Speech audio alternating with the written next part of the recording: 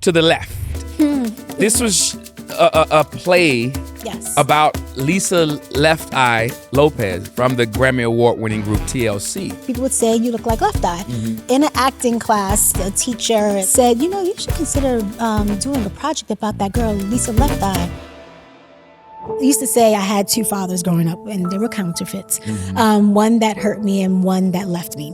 And that's the way I grew up. The beauty of you being able to share that, the vulnerability of that, people out there need to hear. Ways to heal. I wanted to be able to go somewhere, and if my father passed in front of me, or if you passed in front of me, I could say, that's my father, that's not my father. Didn't care for a relationship, that's not what I wanted. I just wanted to be able to know who this person was. I think I can see the world from here. I think I can see the world from this dark bed. I'm gonna make the world appear, and I'm gonna see the blue skies above me, and I'm gonna touch the greenest grass, and I'm gonna feel the wind upon my skin from this air-conditioned flat, from this air-conditioned flat. Hey family, before we dive into today's episode, I want to take a moment to honor the life and legacy of the late, great Malcolm Jamal Warner. So many of us grew up watching him as Theo Huxtable on The Cosby Show. And that role, that role of Theo, he became more than just a character in our lives. He became family to millions of us around the world. He brought authenticity, warmth, and humor to our screens. And he helped shape an image of the young black manhood that was both real and aspirational. We are deeply thankful for the way he touched our lives, not only as an actor and creative, but as a voice and a presence that inspired generations. Thank you, Malcolm Jamal Warner, for what you gave us. You will always be remembered, celebrated, and missed. May you rest in peace, brother. We love you. Hello, good people, and welcome to the Chasing Kairos podcast, where we are all about helping one another unblock the pathway to purpose. I'm your host and proud girl dad, Neko Parham. Hi, Daddy. Hey, Amaya Miracle Grace, my sweet baby. I love you so much. Daddy loves you so much. And family, I love you too. So let's get right to the chase. Today, in studio with me hanging out is actor, writer, dancer, founder of the amazing nonprofit Guidance Autism, and she's a producer. And I gotta say this real quick. This woman is a ball of sunshine. I'm talking about like she drips with joy. Ever since I've known her, she's been that way. Y'all, please help me welcome, for the first time, but not the last, to the Chasing Kairos podcast, Queens, New York native. Oh, yeah. And my friend, Kerisse Stewart. Hey, girl. How you doing, Neko? What's happening, Kerisse?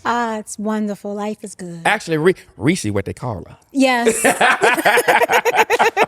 Reese, what they call her. I remember that. Yes. How are you, man? I'm wonderful. I'm really good. You look great. It's been so long. I can't believe know. it's been this long since we've seen each other. It's crazy. I told you, the COVID time does a whole other thing to things. My daughter is 7, and you have not even met Amaya yet. No. Is that not crazy? It doesn't sound... It doesn't seem real. No. Like, you're a girl dad. I am a bona fide and proud. I know. I girl can't wait dad. to meet her. Are This you is gonna meet her? crazy. Yes. Oh, you're gonna meet her Very for soon. so many reasons. You have to meet her. You're gonna love it. You're gonna love it. So check it out. So this episode actually started with us paying tribute to Malcolm Jamal Warner. Wow. Yeah. Ooh. You know, and we wanted to do that because his life, his legacy, was a reminder to us just how precious and profound life can be, is. Yes. You know what I'm saying? So we Yes. wanted to make sure we didn't go without acknowledging that. And with that being said, there's a opening segment that we always do on the show for our guests, where we give you guys an opportunity to give flowers to someone that who has impacted your life, who's been that person? I'm sure there's been many a people that have touched your life along the journey. But who would you want to give flowers to today that comes to mind? Well, first, want to give praises and love out to Malcolm Jamal Warner's family, because everyone spoke about what a beautiful person he was, and have so many friends who knew him. So I'm so glad that you're celebrating his life. Absolutely. Because that's what he would want you to do. Celebrate his life, not the transitions. That's right. But for flowers, I would say, I'm going to do it. I'm going to do a trilogy. And it's a trilogy. She's doing it like me. Yeah. I never stick to the rule of one. I don't. I love it. No, but go a for trilogy, it's my mom, Okay. my grandma, and my aunt. And those are the women that I grew up with. Those are the women that raised me. Sure. So my mom, she sewed so much into me. You know, I was the little girl who wanted to dance, wanted to do this, wanted to do that. And she sponsored all of my dreams. She still sponsors my dreams. I love it. My aunt, she still does. My aunt was the one who was this outgoing, and she was the one who was hip, and she was the one I could talk to when I really couldn't go to my mom. Yeah, You know, so she helped raise me. And then my grandma died, who transitioned Christmas Eve of 2023. But this is her bracelet. Okay, love it. Love it. But she was a firecracker. She always had stories. She always told jokes. She told it like it was. She told you when she didn't like you, and that happened to me some years, you know.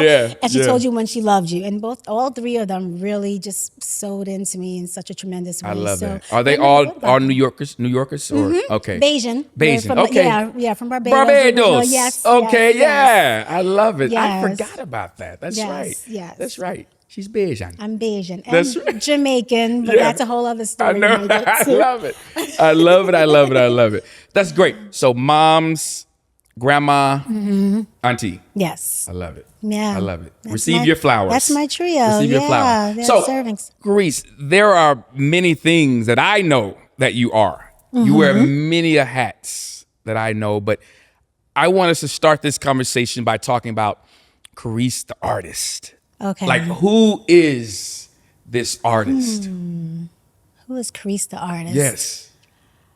I was a dancer since I was 6. I always call dance my saving grace because it was something that was given to me during a very traumatic childhood.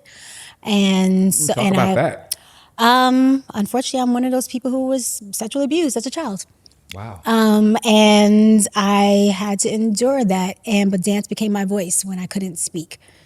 And I used that to share myself and heal myself. Been dancing since I was 6, trained at Ailey, danced in college, and now I have the company that I teach dancing. But that's where my artistry came because it was a necessity. Awesome. Yeah. I don't even think I knew that you trained it at Alvin Ailey. Yeah. I did not know that. I went to school. So I came out of the American Music and Dramatic Academy. Okay. Which was literally like 6, 7 blocks. Yeah, I would pass it when I would go to Ailey, yes. Up the street from Ailey. And I have many Ailey stories, you know, just because living in New York as an artist, on the dating scene as a young artist. You were creeping in the dance studios. Oh yeah, I loved my artist days of hanging out at Ailey. Hilarious. That's amazing. Walking towards the Hudson River with all the room and all and it's there. Wow, so that's certainly new to me, like the idea that dance came to you as a voice, as an outlet. Yeah. To get to escape. Yeah. Yeah. To escape and to be heard and Yeah. So even with that, like, have you found a way to reframe what happened to you a way that shifted your whole? In many ways. I even say like last year was my year of reckoning, so there was a lot that came together. But it's crazy how like things that are. You said last year. Yeah. Yeah, and Yeah. you lived a whole life since 6. And exactly. Wow. And it's Yeah. always these different points. I went to a lot of therapy. Sure. You know, a lot of God, a We lot of love church. therapy. We love therapy. Yes. And we love God as He gives us Yes. the great therapy and guides us to earthly therapy. It's necessary. It's necessary, but art has also been part of my therapy. But I guess I've just gone to different stages of it. So, you know, childhood, I just had to endure and survive. And once I got to college, that's when I was able to kind of it kind of came up. So everything I was trying to like just kind of house and kind of put behind me, it was like, no, not anymore. So I had to rip the Band-Aid off. And that was ugly. But you know, when you rip the Band-Aid off, then all the pus can come out. Oh, God, and then it can yes. fully heal. And that's what my early 20s was, you know, Okay. letting that pus out. Yeah. And then since then, just learning how to live and just, you know, and not, it's a darkness, but it's also part of my light. Sure. You know, it's also Sure. why I know who God is and no one can tell me anything different because, you know, He's been with me throughout. Come on, somebody. It's also why it gives me a heart for people. And because you never know what their journey is, because I am the person who always smiles, you know. You are. But there's also something behind that smile that I had to Yeah. get through. And sometimes my smile was a cover up. Now it's a knowing. So that's, you know, the transitions with it. It And was a cover up and now it's a yeah, knowing. yeah. Because if I smiled enough and talked fast enough, you didn't ask me any questions. Woo! Run tell that. Yeah, yeah. Yes. And That's now and it's- how many of us do that? Yeah. You know, cover Survival. up and pretend and perform so that real questions that cause transformation Don't get asked. Don't Don't get asked. Real truth. And people thought they knew me because I was telling a lot, you know. Yeah. But they didn't know the darkness I was living in my house, God Almighty. you know.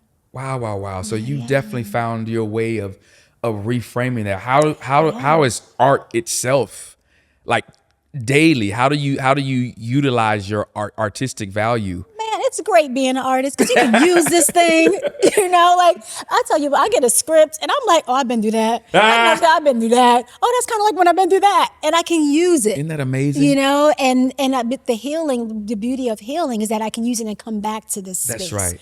You know, before I wasn't ready to be able to Yeah. use those things Yeah. because it was right. Yeah, You know, I and love you that. can be in the dark. And what you just said is exactly why it's why I believe that yes, there are bad things that happen to us in life and we go through, but I really believe the scripture when God says all things, not some, but all things work together for our good because man, just hearing you talk about it and making me reflect on my own life and trauma, Yeah. things that I've already shared on this show. Yeah. But to realize like, yeah, it was bad, it hurt, but man, is it turned out for my good. You know what I'm saying? And I love that you're open and willing to share and talk about the things that hurt. Yeah. Because hurt leads to growth Yeah. if you let it. Yeah, and it's sharing for a reason, you know. Like I didn't even know I was going to come here talking about that at all. I have never shared that publicly. Yeah. But when I'm in this space, Wow. in the spirit of people who I feel are worthy to receive, you know, for me to share, then it's like, okay, let's do God. this. Let me share this story. Let me, you know, let's walk through this together. And also helps people also then feel that they can be honest with you. Yeah, there You you know, go. and you're not just the girl who's always smiling. Why are you always smiling? Your things Yeah. must be great. Yeah. You have to work for this. Yeah. And things- And that for me, that's always been a trigger of what's that about? For me personally, because I kind of came from that myself. You know it. Yeah. Yeah, you know what I'm saying? Like yes. I was a joyful, happy kid. I didn't grow up with that sense of like, you know, downtrodden, like, woe is Yeah, me. no, But I had gone through things that I loved finding my way of performing. Yes. Be Yeah. it humor, you know, be it finding when God finally introduced, you know, the art form, you know, to me. You know, I was a writer before anything. I was a little kid sitting on my grandmother's rug, you know, writing stuff that I didn't know what it was. Wow. Wow. You know, and then when I moved and started living with my mom and dad, my mom would always remind me, like, you've been doing that a long time. Like, I forgot. There's a gift. But for me, behind it was just an outlet to I didn't know it at the time, but it was an outlet to get out stuff that I was going through that I didn't know that I was going through. Because for me, it was just like, oh, it's life. It's just life. This is how life rolls. Like, I look back at my life a lot of times, like, oh no, I had a great childhood. It was awesome. And I did. Yeah. But there were things that were traumatic still. You know what I'm saying? Yeah. And so the smiling, you go to college and you're smiling, and then you get to the next phase in life. You date this girl and you're smiling, and you get grown and you're smiling, and you're married and you're smiling, and you're divorced. And that smile gets cracked wide open. Deal with that smile. Yeah. Let's work Deal on with the this. stuff that's, you know what I'm saying? Yeah. That stuff right there. So I really mean it when I say I appreciate you sharing, what you're sharing and what you're talking about. That will definitely help shape someone else's courage to voice what they strengthen their courage. You know, because if they're living day to day, they already have the courage. Absolutely. Family, if this conversation is moving you, touching you, impacting you in some sort of way, listen to this for a minute. Happy day, family and friends. You know who you are. If not, here's how you can tell. You're a friend if you casually tune in for the chase. And that's okay. We love that. But you're family if you tune in and you subscribe to the chase. Because you know how it goes. There are little perks that comes with being family, right? So go ahead and hit that subscribe button and follow the chase. And if this episode impacts you in any way, form, or fashion today, please don't hesitate to pass it along to the people you say you love and you care about. All right? Why? Because that's what family does. Let's get to chasing. See you at the reunion. So let's fast forward a little bit in the art realm of things, right? But no, we're gonna come back to that. But I want to talk about this massive vision that you were given some years ago, that you called To the Left, right? And this was a play that God birthed in you, out of you, about it was a one-woman play. Yes. About Lisa Left Eye Lopes's life, the great, amazing Lisa Left Eye Lopes from the multiple Grammy Award winning group TLC, right? So talk about that, unpack it. Like how did that vision even come about? So I became an actor.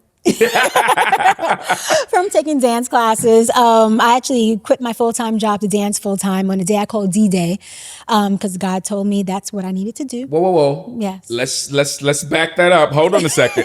We're gonna come right back around to how this play was birthed. But okay. Wait a minute. You left your good job. Yes. At music industry. Everything was great. I was going to become an entertainment lawyer. Things were going to be good. Okay. Did you lose a bet?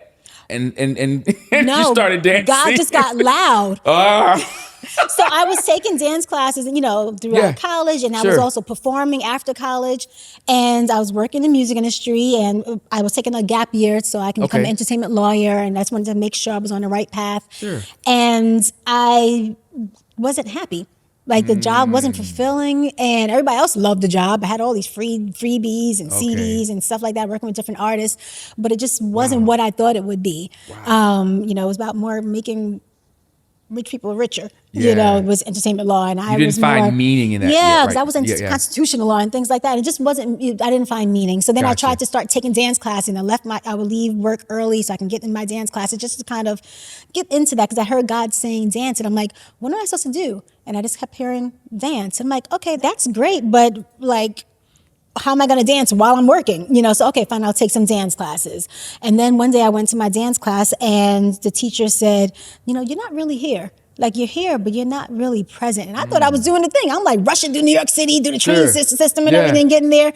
And it became obvious that God was saying, you need to dance. That's what the next thing. I would see like on bus stops, it would be on a matchbook on the floor. Like it was just crazy for like a couple of months. You were experiencing real life Kairos moments. Real life. I get it. Real life. And then finally I realized that's what I'm supposed to do. So I wrote a 4-page letter to my mom because I was still living at home. It was like, Mama, I'm going to go dance. Wow. And she was just happy that I didn't say I was pregnant. So she want to go dance versus she pregnant. Oh, we're good. And she was like, look, if you were going to become a lawyer, you were going to be here for the 3 years in law school anyway. Sure. So go ahead and do it. And I had everything, set everything up. So I quit my job. And they were very supportive, which was really nice. And on June 15th, I started taking, it wasn't like I was joining a dance company. I started taking dance classes again at Ailey on June 15th. So every year I celebrate that as D-Day. Gotcha. So with taking dance classes, people would, teachers said, you should, look into becoming a triple threat, take some acting, get some singing, whatever. I'm like, okay, I guess. Like I did South Pacific as in the 4th grade. Right. And I liked that, but I liked to dance. Like that was my thing. Yeah. And I started taking classes at HB Studio, which I loved. New York. Sure. Yeah. And I never knew I could find something I loved as much as dancing. And it was just an amazing moment. So, and then like 2 or 3 months later, I tore my MCL for the second time while dancing. And I was like, this acting thing, you don't get injured as much when you had a live sports injury that you had. It was a football injury, yes, for the second time. So got into acting.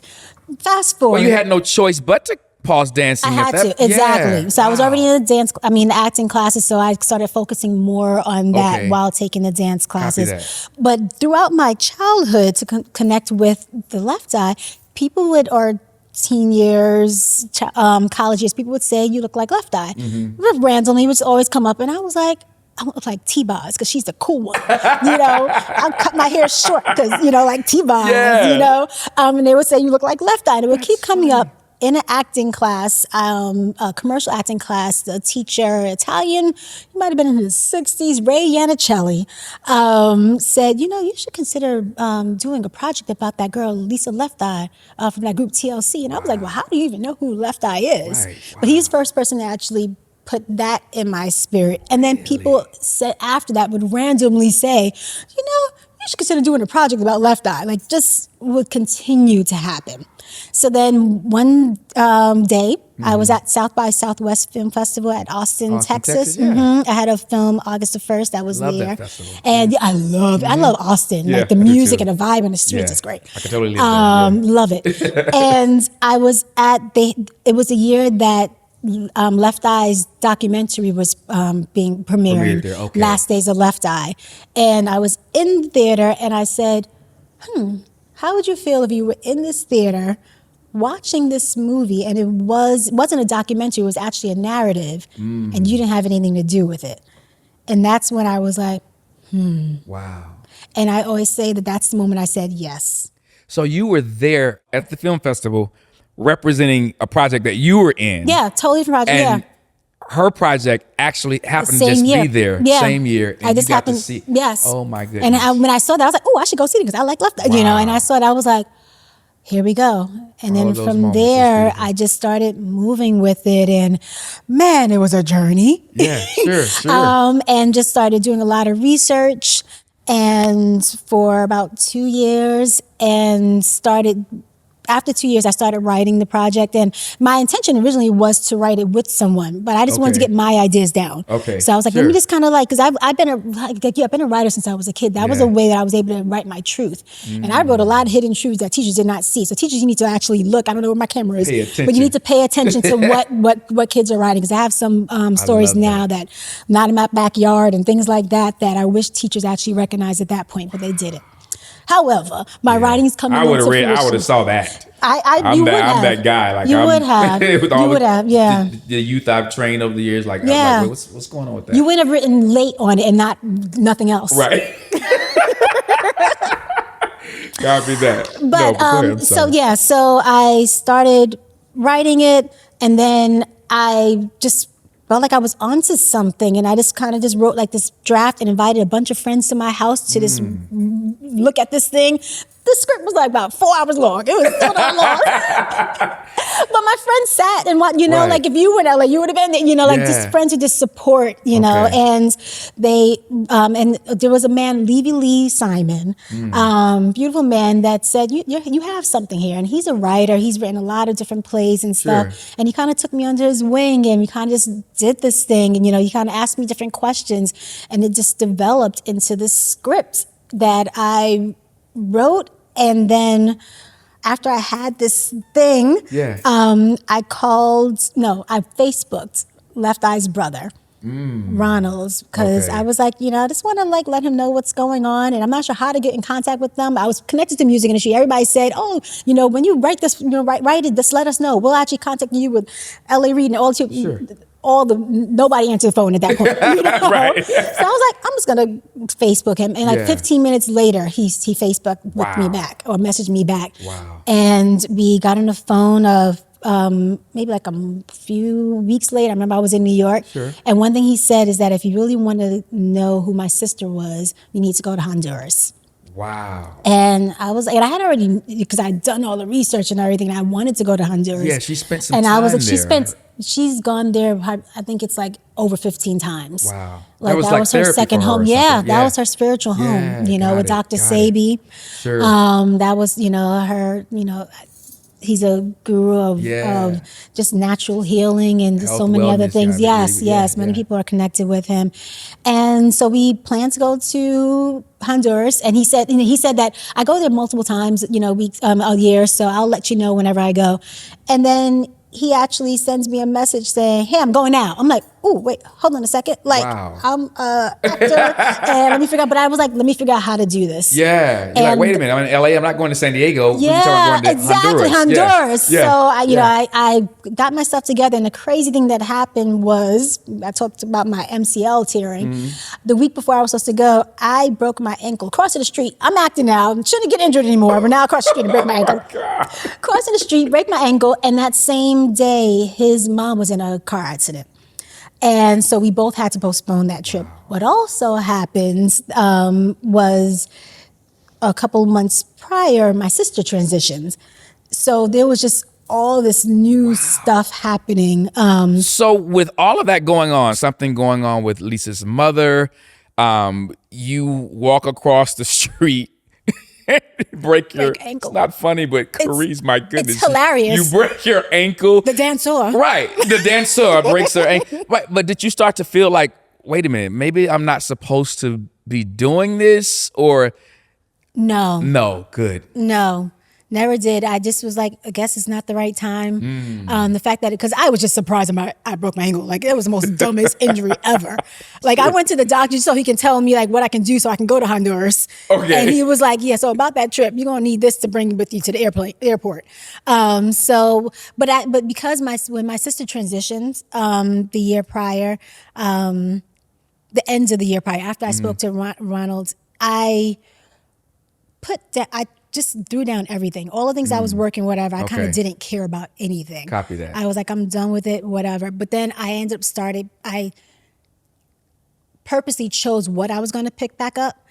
And the To the Left project was that, and the guidance autism that you had mentioned. Yeah. Those are the two things that I decided that I was going to pick back up. And it was definitely very clear to me that I was supposed to be You were working very on intentional about that. Very That's intentional great. with this. So I Yeah. knew that somehow, and man, I understood her story so much more with my sister transitioning, in ways I didn't understand. That there's something she would say and I didn't quite get it, and now I got it, and I prefer not to get it, Of course. But because she dealt with transitions for her dad passed, That's right. and her stepbrother and a cousin. Like, she dealt with a lot with transitions, which opened that gate, that now was open to me, and I realized that. Because there's knowledge in that. There's knowledge and wisdom in how you really, I don't want to say cope, but how you manage your own movement and emotions. Yes. From that. By far. And my sister I always said she was my favorite gift. You know, so it was very unexpected. It was my baby sis, you know, Wow. Taye. Yeah. I like to more speak about how she lived and how she passed. Of course, But, sure. but it was a lot of challenges with God because God was there with me throughout all the stuff. Yeah. And I thought he would be here with me this point. And then he didn't answer my prayer, you know, so Yeah. got issues, God. Yeah, yeah, we've all been there. We got some good questioning God, like, issues. are you there? Yeah. Hello? Yeah. It's me, yeah. Margaret. Yeah, it's me, Margaret. Yeah, I love that. Hello, God, it's me, Margaret. But yes, Yeah. I must. Yeah. Never worked. Yeah, I love it. Wow. So you're in this place now where you realize, like, okay, I am the one to take upon this Absolutely. great responsibility. And that it was. Yeah. So the process has already started. It's already begun, but now you're moving. Now I'm part of it. Yes, you're And then part of it now. Got to go to Honduras the following year. And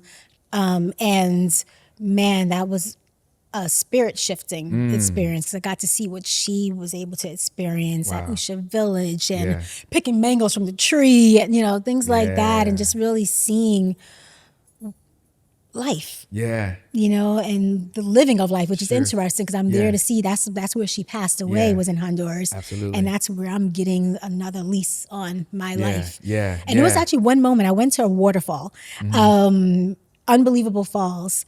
And it was a waterfall that she hiked maybe a week or two before she transitioned.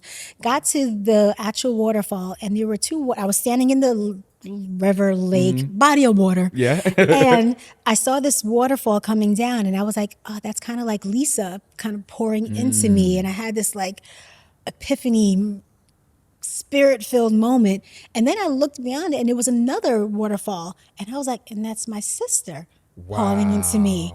And it was just that moment that it was like, okay, here we are. You know, like they're just both looking at it like, okay, here we go. Let's tell the story, you know? So you were experiencing real, like in living color, spiritual transformation. in the moment, happened before. And I'm That's thankful, beautiful. like, you know, her spirit did choose me because, you know, I and her family has just been amazing. They've become my friends and my family. That's great. But they just, I guess they saw the honesty, you know, like I just wanted to tell her story, but it really her spiritual journey, which Absolutely. is more important than, I became more intrigued with her artistry than, or with her life than her artistry. Yeah. Like, yes, she can rap, you know, she was Yeah. cool, she was fly, she was crazy, that's And cool. when you wrap all that up in this package together with the fact that you do look so much like her. There's that part, yeah.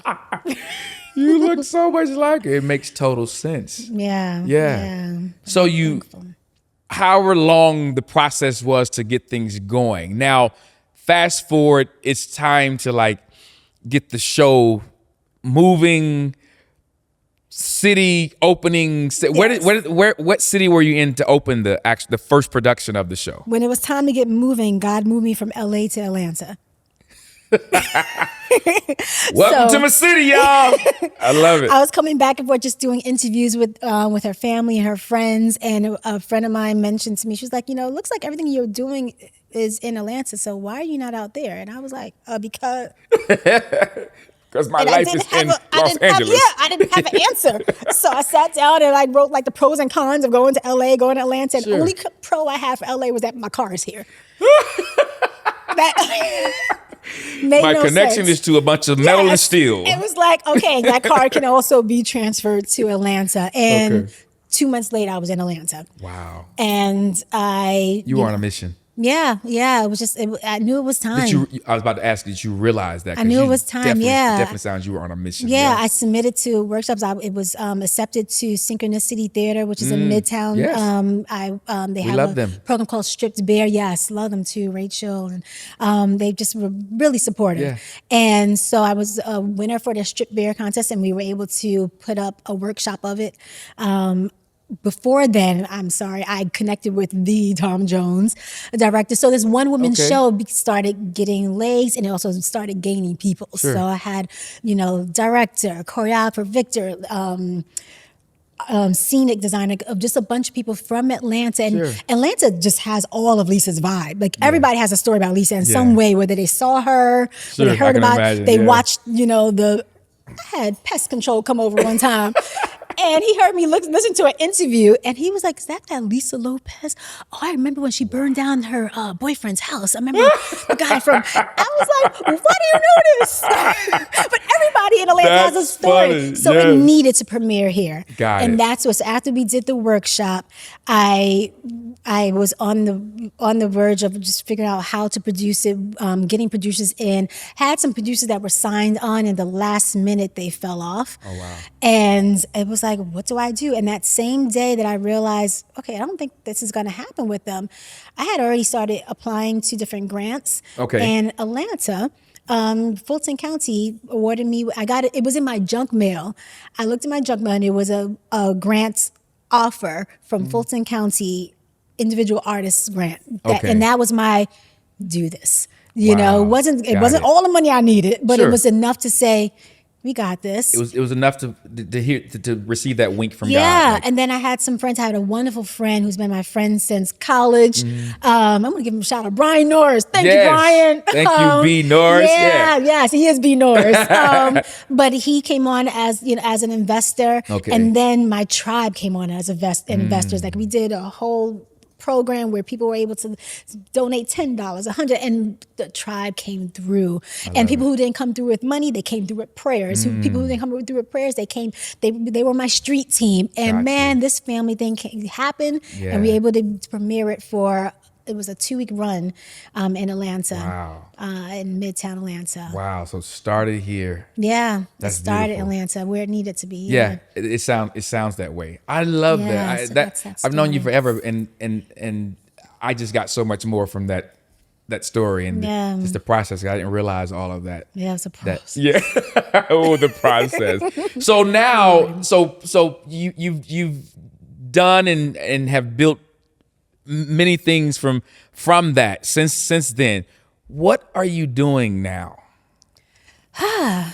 What I'm doing. What's Kerisse building in Kerisse land right now? Yeah. I'm in a transition phase. Okay. And just more in terms of the outlet, because it's always been the same through line. I say my motto is to let your spirits dance. Through Let your many spirits different, dance. I love it, through many different ways. So I have my guidance autism, Sure. bringing the joy of dance to children with autism and special needs. Yeah. I had to the left, letting your spirits dance within that way. So there was a lot of messages about faith and Sure. legacy and love under the guise of Yeah. TLC and some, Got it. Chris, Yeah. it's cool, and waterfalls.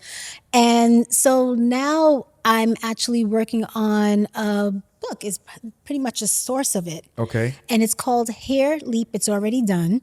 Say the name of it again. Hair, like hair. Hair. Leap, dancer. Okay. Leap, it's already done. How to create and star in and produce your calling passion. And it's basically how to align yourself, how to listen and nurture your calling. Yeah. And then how to actually start taking action into it and taking steps into it, Yeah. and then see it through to the finish. I love that. And that's because it's already done. So I'm working on that. And with that, I've been doing workshops. So I've been doing live workshops, and now I'm doing virtual workshops with that. And basically all of it is that, as you saw, like a lot of my stories is about hearing this little whisper, this little Yeah. calling, Yeah. and then it becoming this huge thing that I never thought it would be. So now it's just sharing that with other people, because everybody's getting these little whispers. And Yeah, absolutely. yeah, how do you do it? And I get the call all the time. I remember my cousin calling me, she Yeah. thinks that she wants to move to Atlanta. She's Really? in Chicago, but she doesn't know how to do it. How did you do it? Friends asking me, how did you put on a play? What did you do? I'm trying to find a producer. I'm like, girl, do it yourself. Just do it. Yeah, that's great. Yeah. So just more sharing with people, whether it's in arts, or you want to move, or you have a calling that you need to find your dad. That's another Yeah. story. No, Whatever yeah. all the different stories are, just really listening, and then just continue to walk. Because a lot of things might talk about how do you Sure. hear, but then what do you do with that, what Sure. you're hearing?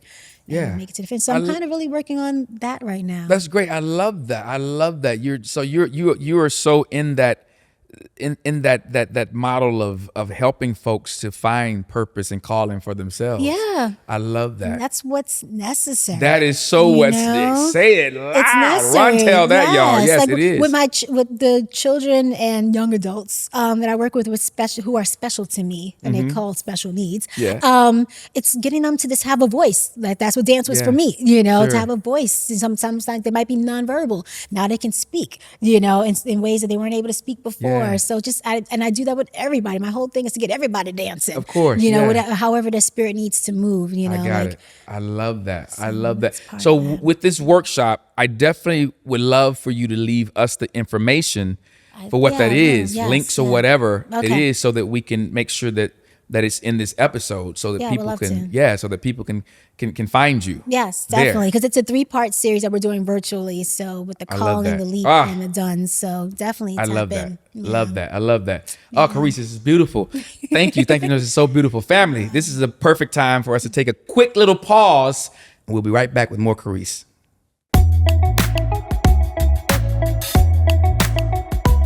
Real quick, don't forget to subscribe to our YouTube channel and follow our social media sites, Chasing Kairos Podcast, Instagram, TikTok, everywhere, all social media. We're there posting banging clips and exclusive content like what special guests we have coming on soon, because we got some coming. Give us a follow. We love you guys. Back to the episode. Hey, family, we are back with the amazing Kerisse Stewart.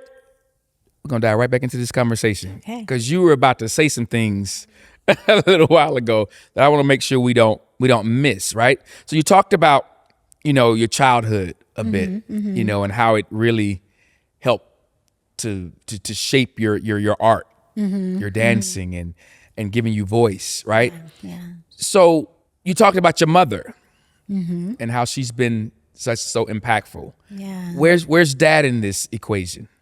He weren't there.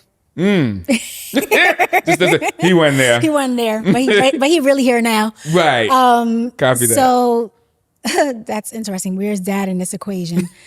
He wasn't there. That's the best way. There were counterfeit dads that were there. I used to say I had two images of fathers growing up, and they were counterfeits.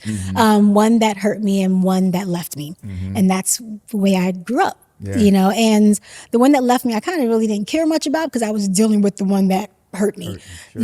And that whole challenge, journey, and victory following that.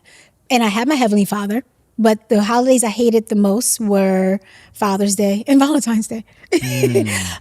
Because I didn't have a dad. But, growing up, it didn't really matter. But the older I got, I think that's more when I realized it. And it was actually, God has his way of doing these calling things for me.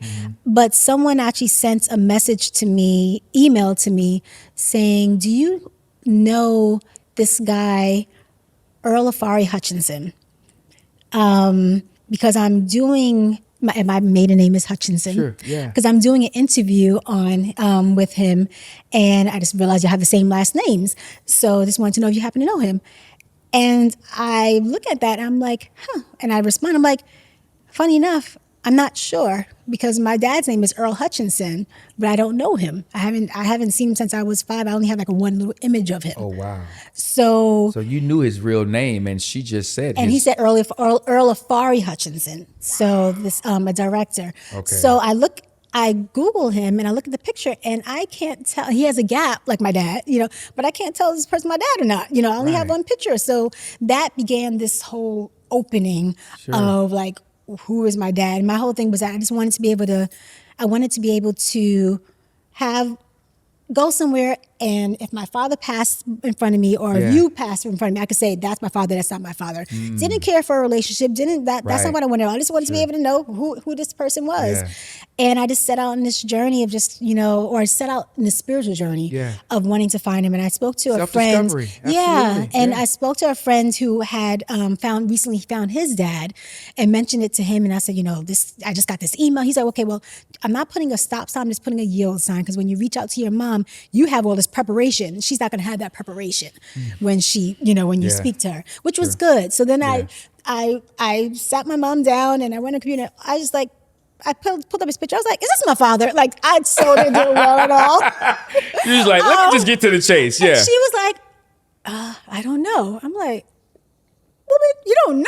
But you don't know. Like, is he or is he not my daddy? You know? Wow. Yeah. But the guy actually wasn't. Okay. He just happens to have my dad's first name, last name, and middle initial. Gotcha. But that started the journey of it. And I think that following, I went to LA and I would start, once again, those signs. I remember it was a billboard at a bus stop that was a picture of this Earl Afari Hutchinson. Went to a bookstore. There was a book that he wrote because he actually is about like joining, I think black malehood is his name. Not necessarily joining kids with their fathers, but black malehood. Gotcha. And he has a big following and stuff. And I guess LA, is one of the places. So I would keep seeing it. Sure. So that New Year's Eve, I was at church and the pastor said, what's something you want to work on this year? My prayer partner at the time was sitting next to me. And I was like, I want to find my dad. And she didn't realize, she knew he wasn't there, but she didn't know I didn't know him at all. And so by now you're really curious now about this. I'm really, really curious. Yeah. Just once again, want to know if he walks past me, who he is, who he's not. And the next day we went to our house and started like Googling stuff. We watched some movies. We watched Antoine Fisher. Oh my goodness, of all movies. About like how to find your daddy or whatever. Yeah. And didn't turn into anything. And then months later, she reached out to me, and unbeknownst to me, she actually submitted my story to this show. And it's not on anymore, but I give so much credit. It was called The Locator. And it was a guy who reunited families. Sure. And he would say, if you can't have peace until you find all the pieces, was his motto. And she submitted my story to him, and they chose it. And they said that they wanted to go on, journey of finding my dad. And she sent me all the paperwork that I needed to sign and all the NDAs. And I was like, hold on a second. NDAs. Wait a second. And it wasn't just NDAs, it was actually giving them the right, whatever they find, they can do whatever they want with it and things like that. And I was like, this is a journey I'm on. This is not a journey that my family chose. So for that reason, I wasn't cool with it because I don't know what so I was like, no, it's going to happen in some way. I'll back up. Long and short of it, the mother of the locator contacted my friend months later, said she was so intrigued by this story, she still went ahead and looked for him and found him and gave him the information with his name, his address, people who might know him, and all of that. One day, long and short, I called him, and he left a message and said, hi, this is Kerisse, because there's not that many Kerisses out there. Didn't say my last name purposely because I don't know who's going to hear this voicemail. Like, hi, this is Kerisse, looking for Earl Hutchinson. Just wanted to reach out to you. Please give me a call when you get a moment. Have a blessed day. Purposely said that just so he knows I'm coming in. Not love, but not trying to like, you're not coming in hot or whatever. And minutes later, I remember the phone call. I was like, the number called me back. And moments later, the number called me back. Right before that happened, I spoke to a friend and mentioned what just happened. I was like, I just left a message for my dad. He was like, oh, okay, I didn't know that was happening. Okay, well, he was like, well, no matter what happens from this point on, you're going to be forever changed. And I was like, it's not that deep. All I want to know is find this. All I want to do is say I spoke to this man, have seen this man, and that's it. Yeah, he was right. Of course he was. And the number called me back, and I said, asked me, this is Kerisse, and I was like, yeah, this is Kerisse. He said, what's your middle name? I was like, a lot of Kerisses.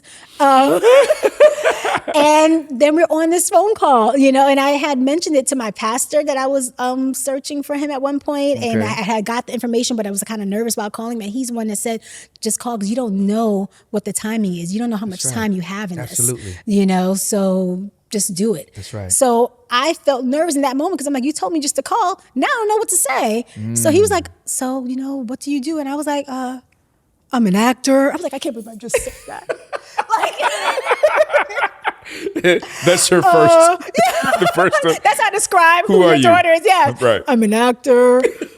I live in LA now. And when we schedule a time to meet, I said, I just would love the chance to meet you. We can meet halfway. He was like, no, we can, I'll come out to New York.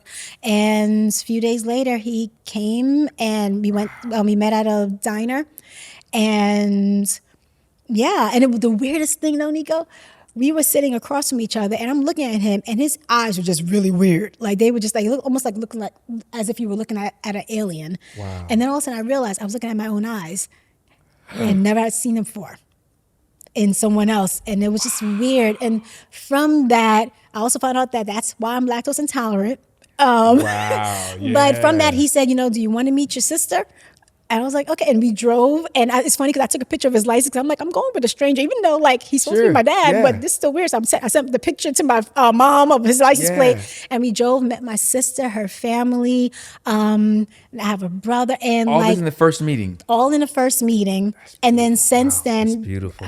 He, his wife, my aunts, my cousins have welcomed me with open arms. It's been a beyond miracle, beyond blessing. And now my father, who wasn't there, is now the real father and who is there. And he became a daddy stalker. So he would call me like every day and be on the phone with me for hours. And it was like, I felt like I was watching my own movie. So I would like take notes about things he was saying because I felt like I was watching my own movie. And it's just been a beautiful story. And with that, he helped heal whatever wounds that he created. And he also healed the wounds that was created by him not being there and by the counterfeit father who no longer gets that title from me because of him. He said, that wasn't your father. And I know. Wow. And he'll tell it. He said he never left. I didn't see him for many decades. And exactly how do you define left or but leave? It was just pride and shame. But he wounds. He kept my pictures in an envelope. And his wife, now my pictures are on the wall. His wife put them, with my sisters and my brothers and I have family here in Atlanta, and it's just been beautiful, like amazing. And now I'm Jamaican also. And now you're Jamaican also. But I never knew any of his story. Wow. But it sounds like to me like that journey of curiosity was well worth the ride, right? It was. So it was. I have to ask though, like all of your childhood, your biological father was gone, and you thought for whatever reasons this, and then you meet him, and now you're in this station of like, wait a minute, I have a dad, like a real dad. My daddy-o is what I call him. That's what you call him now? And you guys are great now. Great. And that's amazing. So how did you go through a phase of having to forgive? Yes. Or like what does that look like? You got me talking about all my angels today. Hey, talk about them. Because somebody out there needs to get in touch with theirs. Yeah. Because God is going to reunite the fathers to the children, the hearts of the fathers with the children. That's right. So the beauty of it, and I give my mom so much credit, I didn't have any negative feelings towards him. I was at zero because I knew nothing. I knew kind of his name, Okay. I did some research, like by research meaning going to my mom's closet when she's not looking and found like the some mom of his, never talked bad about him. Didn't talk about him at all. At all. Got it. At all. Like it wasn't until I found him. People were like, oh yeah, Earl. I'm like, y'all never. So I didn't even know what to call him because I wasn't used to calling him Earl or Dad. Right. So I just decided not to call him anything until I figured out what I was going to call him. So it was like when you see somebody across, you be like, hey. Right. Bruh. Hey. That's funny, yeah. Hey, yo. Sure. But so when we first started talking, it was just an amazing, he would just share all these stories. We're very much alike. We're very blunt, which is good. Working in the music industry. Little did I know, he actually worked for CBS Records. He was in the music industry all his life. He worked with Michael Jackson and Anita Baker. And I just so happened to intern at this. Actually, I interned at Sony Music. Okay, right. That's what CBS Records became Sony Music and Columbia Records. So, and my mom didn't tell me that. She said, but when I told her I was interning, she was like, "Are you serious?" Because I knew nothing about his music industry connections, whatever. But anyway, so we would talk. days on out, hours, and things were good, and it was fun, and it was happy. And he would Sure. say, you know, I'm just so glad that you're good. I'm glad nothing's ever happened to you. You know, sometimes I would worry about that. I would see things, and I would just always, and I'm sitting here like, that's not really true, because you know, when you stepped away from the mantle, the counterfeit, you know, took its place. Yeah. You know, so there was points where I wasn't as giddy as I was originally. And I went, at that time I was going to One Church LA in Los Angeles, Pastor Ture, who's now like everybody knows him because he happened to marry, you know, a really important woman who I look forward to meeting someday. Absolutely. But Pastor Ture has been wonderful and so supportive. But at his church, there were two pastors, Pastor Kim and Pastor Nick, who also had the gift of prophecy, and I had a good relationship with them.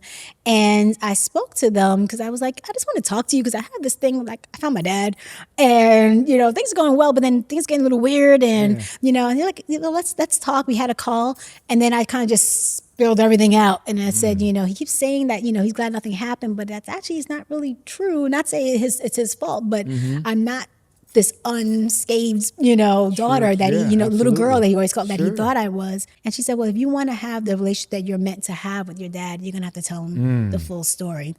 I give her credit because unfortunately last year she transitioned in a tragic car accident around Thanksgiving. And love Pastor Nick and just blessings to him and their two sons now. But they were just monumental in that part of my story. So I was like, okay, I'm gonna have to tell him. Oh my God, here I go having to tell the story again. So with my dad, I went to his house when I came back to New York, went to his house, and it was a morning that was just the two of us up. A night, it was two of us up talking. Okay. And I shared, you know, the trauma of my childhood with him. And I remember like watching him, and it's like he kind of had this fist, you know, and you know, you saw that there was this I feel anger. the fist. I'm trying to keep my hands from clutching. I get it. Yeah. And one thing he said, because I would call this person my stepfather, and he said that wasn't your father. And from that moment, I never called that term again because it wasn't, you know, it was a counterfeit, you know. And then from then, he just shared, you know, his stories and all things. And you start, you know, and he story begets story. And he was okay to dig in, you know, like my mom, I mean, we had to deal with it. So, you know, after, you know, I had to retell my story, unfortunately, which is part of my trauma. After I retold my story, we all went to therapy together, and we kind of, you know, got through. And we had its challenges, but it's not something that I speak to my mom on a regular, you know, basis. Absolutely, my dad like, so about that abuse, like he was okay with just talking about it because he just wanted, but Good he for really him. did. He did whatever he had to do to heal whatever the walls that I built because of him, and then the walls that I built because of the counterfeit. Absolutely. And just help chisel them and tear them down and tear them down until they weren't there anymore. And then I was able to finally have a relationship, and I can enjoy Valentine's Day again because it wasn't soon after. It was soon after that I finally was in my first like adulthood relationship. And I can only imagine, you know, his perspective from a father who physically wasn't present, but knowing like there's a child out there, there's a daughter out there that I have, and then to come to get to know her, and then to get to know the wounds that she experienced because I wasn't there. That has to make you feel,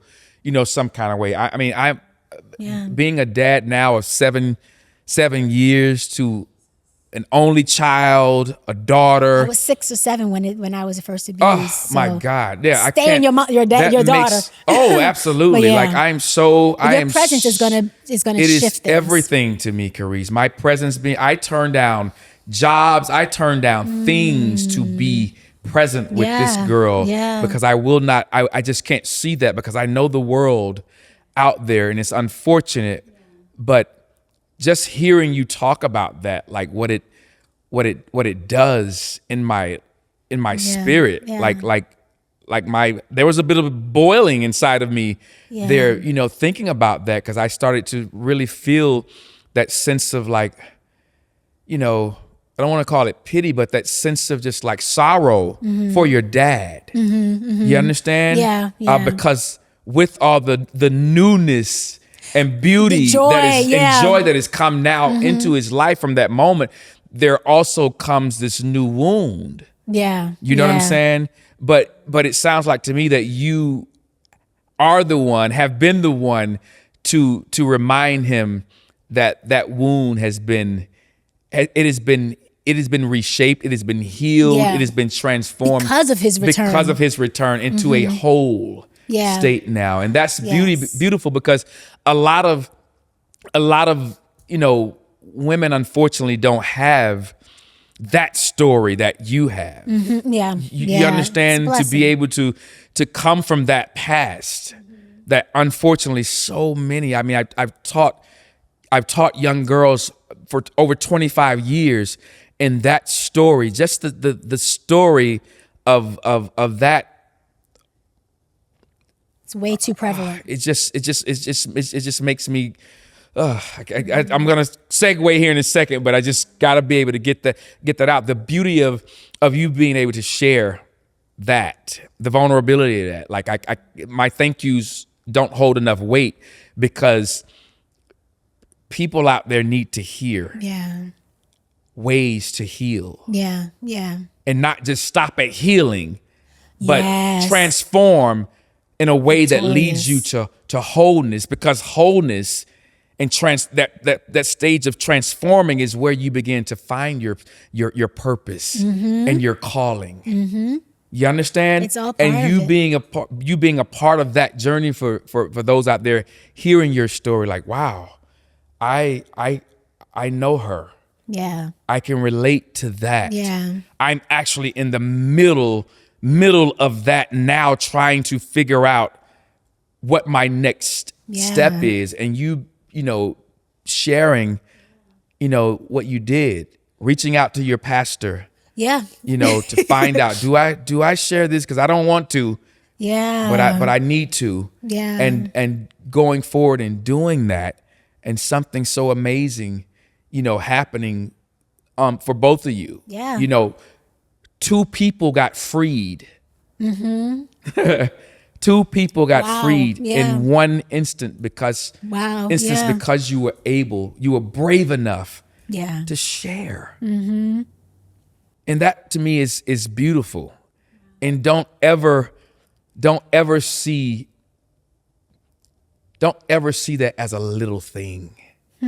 It's so monumental, not just for you, not just for dad, but for so many out there who are going to hear and relate to what that freeing could be like for them. You understand? Yeah. It's a beautiful thing, man. It's so my heart is full. Wow. It is. Thank My you, heart is Neko. so full right now just from you sharing that, And I was just going to also say, with the women and girls that can be freed, but also for the men that hear the story, because there's a lot of men who are dating, who are married, who are dads of, who are cousins, who are uncles of these women who've been through, who are going through. Absolutely. And do your part in that. That's right. I've had relationships where I've mentioned it and they've gone, and actually it's just one person, his loss. Absolutely. And then I've had some where they've stayed and said, let's do this, but it takes a lot of, it takes everyone, absolutely, to make sure that I don't want more stories of this, absolutely, so to hear, to listen to it when a child says it the first time, that's a big one, because the social services system failed me hard, tremendously, unfortunately, absolutely. and for a lot of people. Sure. Children don't lie. There you And go. along with that, what you said is that this is all part of it.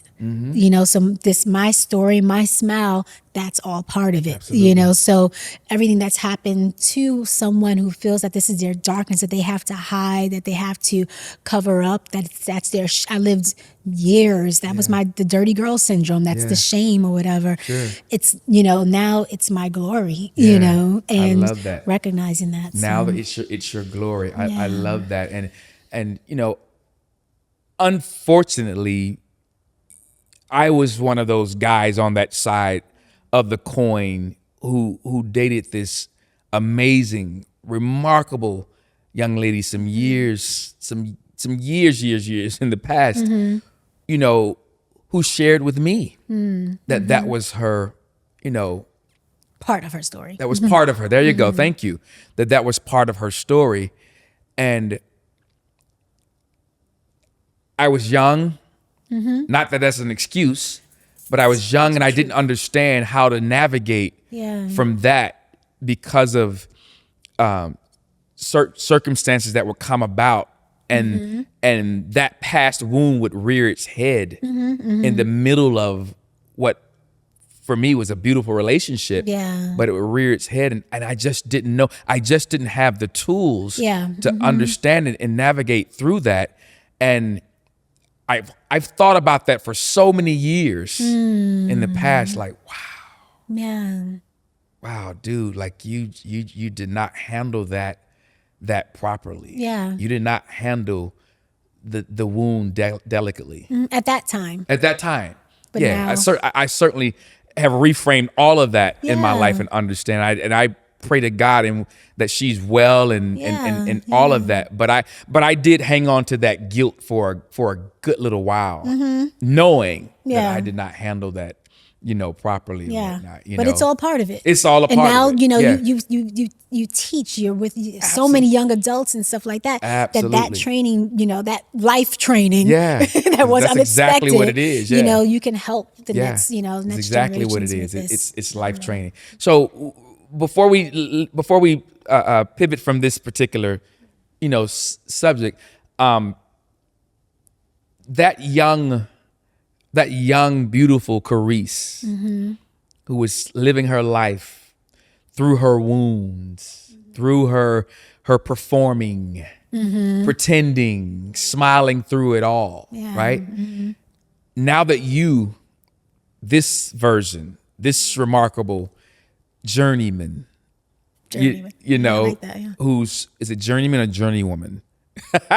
I'm an actor, not actress. Right, exactly. So I'm gonna stick with journeyman who's found this station in life now. Like, what would you say? Like, what would you say to that little girl, Kerisse?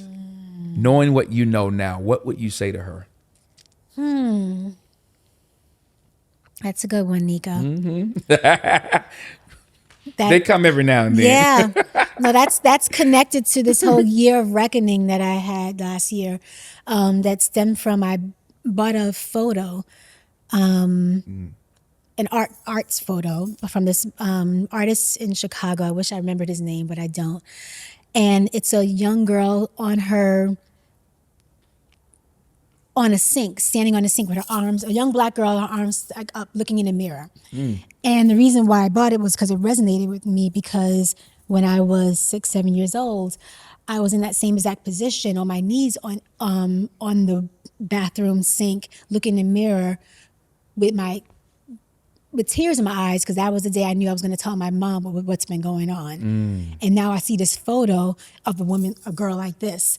And I always had that vision of the young girl who was just defeated, crying, disheartened, didn't know what was going to happen. And now I have a new image of that voice that I had for that moment, and then it was silenced again. Sure. Was who I really was and who I am now. So what I would say to that girl, that young girl, is keep speaking, keep talking. Even if it's not through your mouth, continue doing it through your art. If it's not through your mouth, continue doing it through your words, through your writing, because they're going to hear the voice at some point. The voice is going to come out. Yeah. There's going to be clarity behind the voice. Yeah. One way or another. Yeah. Just keep talking. Yeah. Keep speaking. Find all the ways you can do it. Yeah. Just keep it. It's going to be all right. I love it. Yeah. I love it. Yeah. When do you feel closest to God? It used to be when I was dancing. It used to be Sure. moments when I was dancing. There's a point where, like, everything. I just gave everything away. Yeah. And I don't know what moves I was doing. I hope it was moves that was in the choreography. If I choreographed it, then it's my moves. Sure. But it was in that space I would feel the closest to God. Now I have more agency on it. So I would say when I feel closest to God is during what I call my bird meditations. Bird meditations. It's my bird meditations. I love that. Developed in Los Angeles because I'm from New York City. We had pigeons. Yeah, y'all got pigeons. In the morning. Hard-headed pigeons. Yes. Pigeons and squirrels. Right. That would like lay eggs on my terrace on the 12th floor. But I would, when I was in Los Angeles, I would start these, what I would call bird meditations in the mornings, and sit on a balcony and would hear all these different birds just chirping. And during that time, I would read from the Bible or just from a spiritual word. Because like when my sister transitioned, me and the Bible were not good. So just be, some type of spiritual book in some kind of way that lifts spirit or speaks to it. God hadn't changed or moved. You just hadn't figured out what was going on. Exactly. Yeah, I get it. And do a devotion. So do a devotional, do some type of meditation, whether it's a guided meditation. And now it's like at least 10, 15 minutes, or actually I like the 11 because November and I was born on 11. Gotcha. So 11 minutes of quiet meditation and then journaling and prayer. And that whole section of time it can be as short as 3 minutes if I'm like running really short of time, or it could be an hour or 2 hours that I do almost religiously, like 5 days a week, Monday through Friday, sitting on the balcony, having that time is when I feel the closest to him, because that's when I get to hear. And it's really just to get quiet, and sometimes I hear things with clarity, and it could be something I've heard days before, but I can hear clearer then. And there's many times I feel close to God, but that's what I can almost like guarantee it. Like if I feel kind of like, get in the balcony. It's going to happen. Yeah. No, I and I that. Start, like put on the armor of God. I start my mornings with that just so I can it. have that space, and it's really just seeking a quiet time. I want to hear from something, but I really just want to like cut out all the other noise. Got it. So there's a channel coming in. So got it. No, I get it. No, that's beautiful. I totally get that. Before we wrap up here, right? There's this is gonna be great. There's a couple of fun questions. Yay! Yes, the fun questions. Good Lord. No more wounded soldier. I like laughing and smiling. Come on now. I know. I pulled you into a different cavern today. I love it though, but you've been remarkable. Yeah, you've been amazing. You. No, but these fun questions. The first one is this: if you could bring two artists back from the past to collaborate with, who would they be and why? Two artists you could bring back from the past and collaborate with. Oh, that's okay. Let's see. Okay, yeah. All right. So first of all, it has to be Left Eye. Like, come on. Yeah, I kind Come of on, Lisa. imagine that. That Lisa's one of them. Yeah. Come on, and collaborate, because I just wanted like just be. I've been around her spirit through her family, but haven't been with her, and she was a genius. Like she was before her time. Totally get it. So I know she would just spark things in me for my nets. And the other one is my childhood love, Michael Jackson. Hey. Like, because we want to be starting something. Yeah. Like I used to, one time my mom bought me like a Michael Jackson shirt. And it was a really big shirt or whatever. And I went third grade, I put it on and put a belt around it as a dress. Yeah. And she was like, you can't wear that. And I'm like, why not? Like, why not? My Michael Jackson. Like, I love Michael Jackson. So, but the artistry, like there's those videos of him just, getting or when he's creating music and his dance and his like my hair leap, it's already done. How your spirit can leap by being around other people's artistry. I know my spirit will be leaping all over the place. Yes, with you speak my language. Guys. You talk about Michael Jackson, man. Because I love it. No, so Lisa, Left Eye, Lisa and Michael. That would be dope. That would be a dope. Lisa Left Eye. I would just want to be a fly on the wall in there. Kerisse. Yeah, the three of you, that would trilogy. be dope. I love it. Okay, so lastly, how would you define Kerisse's current station in life, your current chapter in life now? How would you define your current chapter in life now in one word? How can one word bring tears to your eyes? Freedom. Freedom. Freedom. I've been in this space of releasing things recently, and it's allowed this freedom to just really hear what God is saying my next is. It's challenging as all heck because the day isn't not planned, you know. But with that, I feel fully in purpose, even though I don't know the purpose specifically. Fully is But you feel like a you're moment. walking But it. yes, like the freedom of just showing up, freedom of, okay, I guess that's the detour I needed to take today to get to work, you know. Freedom in my choices of like the friendships I'm having, you know, that I'm not doing it because of shoulds and coulds. And I spent so much of my life doing that, you know, of being the perfect girl to hide the shame, dirty girl for a period of time, and then just trying to do all the things, you know, and being, you know, or doing a lot of things as opposed to just being, this is Kerisse. This is who I am. This is Kerisse. Yeah. Or Reese, what they call her. Reese's Bitter. I love it. My friend, thank you so much. I Thank you, cannot Neko. thank you enough. I mean that. I can't thank you This enough. is beautiful. I'm so proud of being you for this podcast that you're doing. That's so necessary. You know, Thank you. one of the things I do as a producer is want to create work that I want to see. There you go. Create, whether it's movies, films, podcasts that stir my spirit, that balm my spirit. And that's what this is. And this is just the beginning. So we have to we have to figure out when we're gonna collaborate. Yes, At some point. It's amazing that we've known each other all these years I and haven't we've never fully, we haven't fully it's collaborated. there. Yeah. But we have to. Yeah, absolutely. Let's talk about that. Absolutely. All right. Family, thank you.